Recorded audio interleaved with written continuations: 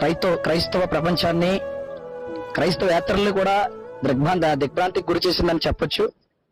ఎందుకంటే క్రైస్తవ్యంలోనే కాదు, క్రైస్తవేతరులు కూడా ఆయనకి మంచి మనసున్న వ్యక్తిని, మంచి ఫాలోయింగ్ ఉన్న వ్యక్తిని, అందరినీ ప్రేమతో చూస్తారని, మరి ఆయన గురించి ఇంకా ఏం చెప్పాలో నాకు అర్థం కావట్లేదు. కుటుంబ సభ్యుల పరిస్థితి అస్తవ్యస్తంగా అయోమయ పరిస్థితిలో ఉంది. ఇంకా మరి సిస్టర్ గారు అయితే ఇక్కడికి రాలేదు, ఇంకా పోస్ట్ మార్టం అయితే జరగలేదు.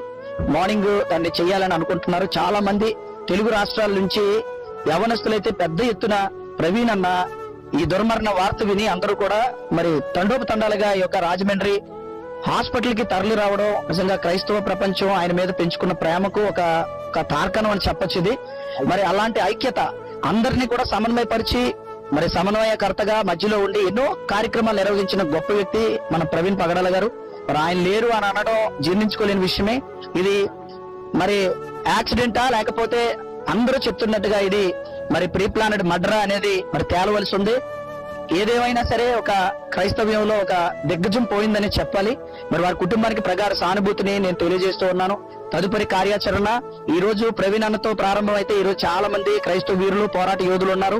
వారందరి మీద కూడా ఇది గానీ ఒకవేళ కానీ ప్రీ ప్లానెడ్ మర్డర్ అయితే వారి మీద కూడా నిఘా పెడతారు. వారిని కూడా ఖచ్చితంగా ఇలా చేయడానికి మరి వారు ప్రయత్నాలు చేస్తూనే ఉంటారు. ఇందు మూలంగా క్రైస్తవ ప్రపంచానికి మేము పిలిపిస్తున్నాం.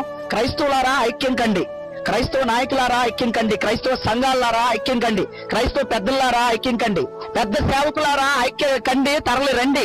ఇది జరిగిన ఈ విషయానికి తప్పకుండా మీ అందరూ స్పందించాలి. మా సేవ మాది, మా యొక్క పరిస్థితులు మావని దయతో అనకుండా ఇక్కడికి మీరు వస్తే ఇక్కడ జరిగిన విషయాలు మీరు పరిగణలోకి తీసుకుంటే క్రీస్తు కొరకు పోరాడేవారు ఉన్నారు. మేము సేవలు జరుగుతున్నాయంటే, సువార్త ప్రశాంతంగా జరుగుతుందంటే కింద లెవెల్లో పనిచేసిన వారి వల్లే. అలా పనిచేస్తున్న వారు ఉండబట్టికే మీ ప్రశాంతంగా మీ కార్యక్రమాలు చేసుకుంటున్నారు. వారి గురించి పట్టించుకోకపోవడం చాలా బాధాకరమైన విషయం.